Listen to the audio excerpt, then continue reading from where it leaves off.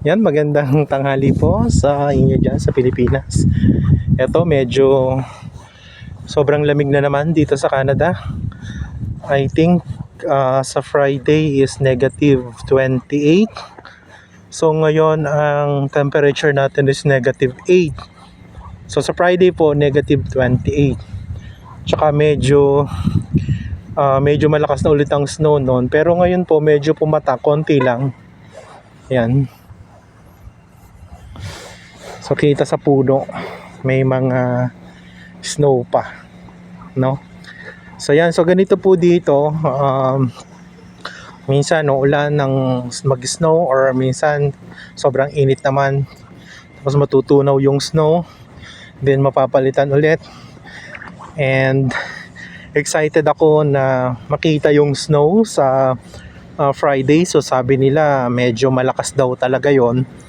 And one thing is, ang temperature nga is -28. So ngayon pa nga lang,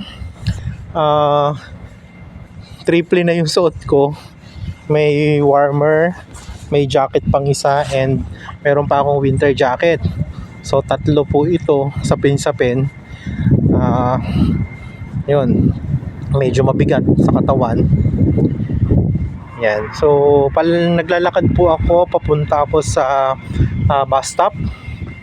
Yun. So, maghintay po ako ng bus 102 going to Chinook Station.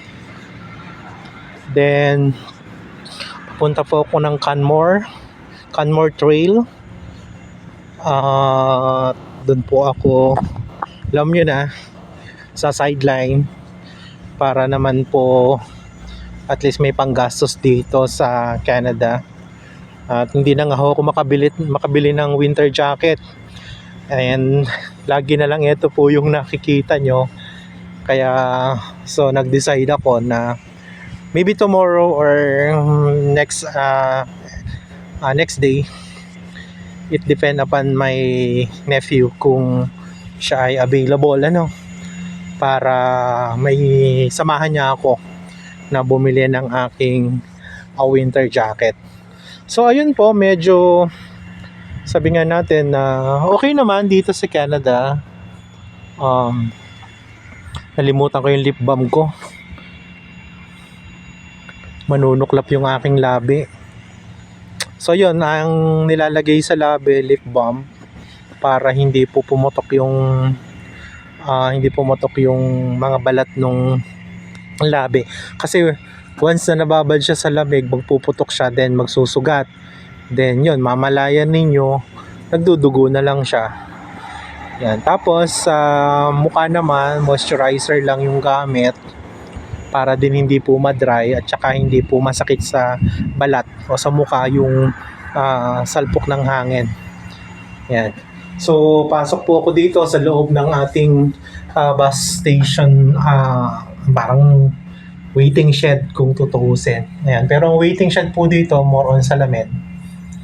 Ayan. So medyo ang ibang pong mga bus station o mga bus stop, may mga heater yung kanilang may mga heater po yung loob ng parang